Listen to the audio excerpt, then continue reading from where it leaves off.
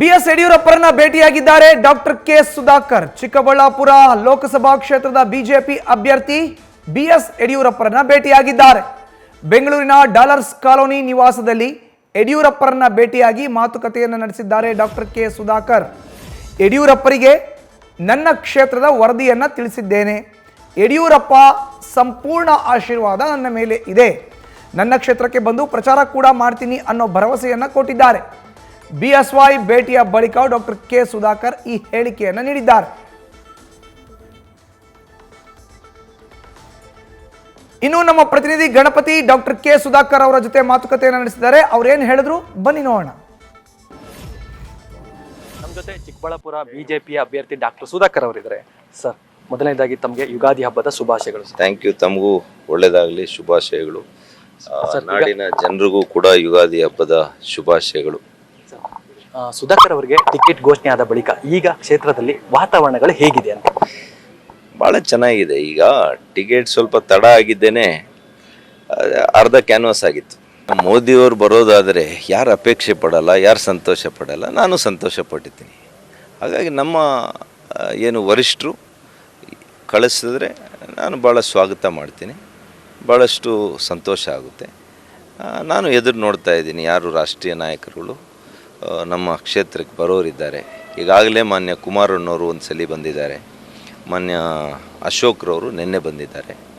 ನಮ್ಮ ರಾಜ್ಯ ಮಟ್ಟದ ನಾಯಕರು ಈಗ ತಾನೇ ನಮ್ಮ ವರಿಷ್ಠರು ಮಾನ್ಯ ಯಡಿಯೂರಪ್ಪನವ್ರನ್ನ ಭೇಟಿಯಾಗಿದ್ದೆ.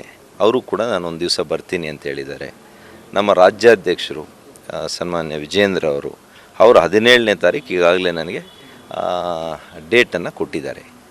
ಹೀಗೆ ಎಲ್ಲ ಮುಖ್ಯ ಮುಖಂಡರುಗಳು ಬರ್ತಾ ಇದ್ದಾರೆ.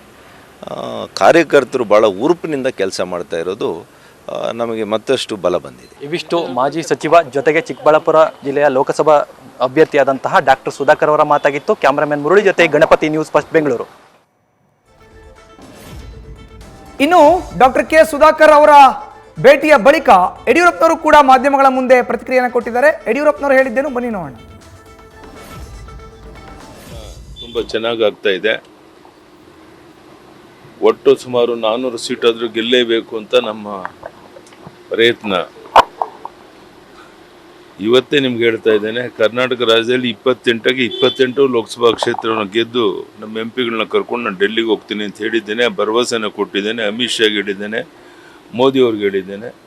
ಹೀಗಾಗಿ ಈ ಬಾರಿ ನಿಶ್ಚಿತವಾಗಿ 28ಕ್ಕೆ 28 ಕ್ಷೇತ್ರವನ್ನು ಗೆದ್ದು ನಮ್ಮ ಒಂದು ಕೊಡುಗೆ ಕರ್ನಾಟಕದ್ದು ಅಂಥೇಳಿ ಮೋದಿಯವರಿಗೆ MP ಗಳನ್ನ ಕರ್ಕೊಂಡು ಹೋಗಿ ಹೇಳಬೇಕು ಅಂತಿದ್ದೇನೆ. ಅದರಲ್ಲಿ ಯಶಸ್ವಿ ಆಗ್ತೇವೆ. ದೇವರ ದಯೆ ಇದೆ, ಜನರ ಬಲ ಇದೆ, ಮೋದಿಯವರ ಅಲೆ ಇದೆ. ಇದೆಲ್ಲವೂ ಸಹ ನಮಗೆ ತುಂಬ ಅನುಕೂಲಕರವಾಗುತ್ತೆ. ಮೋದಿಯವರು ಸಹ ನಾಳೆ 14ನೇ ತಾರೀಕು ಮಂಗಳೂರಿನಲ್ಲಿ ದೊಡ್ಡ ಸಭೆ, ಬೆಂಗಳೂರಲ್ಲಿ ಒಂದು ಕಾರ್ಯಕ್ರಮ ಮಾಡಬೇಕು ಅಂತಿದ್ದಾರೆ. ಇದೆಲ್ಲವೂ ಸಹ ನಮ್ಗೆ ಅನುಕೂಲ ಆಗಿದೆ. ಸಣ್ಣ ಪುಟ್ಟ ಅಸಮಾಧಾನ ಎಲ್ಲವೂ ಸರಿಯಾಗಿದೆ. ಒಬ್ಬೊಬ್ಬರನ್ನ ಕರೆಸಿ ಮಾತಾಡಿ ಎಲ್ಲವನ್ನ ಬಗೆಹರಿಸಿ ಕಳಿಸ್ಕೊಡ್ತೀವಿ. ದಾವಣಗೆರೆ, ಚಿತ್ರದುರ್ಗ ಎಲ್ಲರನ್ನೂ ಕರೆಸ್ಕೊಂಡು ಇಲ್ಲೇ ಮಾತಾಡಿ ಎಲ್ಲರೂ ಒಗ್ಗಟ್ಟಿಂದ ಒಮ್ಮತದಿಂದ ಕೆಲಸ ಮಾಡ್ತೀನಿ ಅಂತ ಒಪ್ಕೊಂಡು ಹೋಗಿದ್ದಾರೆ. ಯಾವುದೇ ಸಮಸ್ಯೆ ಇಲ್ಲ. ಸರ್, 28 ಕ್ಷೇತ್ರ ಗೆಲ್ಲೋದು ಕನಸು ಅನ್ನುವಂತ ಮಾತನ್ನು ಕಾಂಗ್ರೆಸ್ ಅವ್ರು ಹೇಳ್ತಿದ್ದಾರೆ. ಅವ್ರು ಹೇಳಲೇಬೇಕಲ್ಲೇನ್ರಿ? ಕಾಂಗ್ರೆಸ್ನವರಿಂದ ನೀವು ಬೇರೆ ನಿರೀಕ್ಷೆ ಮಾಡೋಕ್ಕೆ ಸಾಧ್ಯನಾ? ನಮಗೇನು ಗೊತ್ತಿದೆ ನಾವು ಹೇಳ್ತಾ ಇದ್ದೀವಿ. ಅವ್ರೇನು ಬೇಕೋ ಹೇಳ್ಕೊಳ್ಳಿ. ನ್ಯೂಸ್ ಫಸ್ಟ್, ನಿರ್ಭೀತಿಯಿಂದ ನಿಮ್ಮ ಪರವಾಗಿ.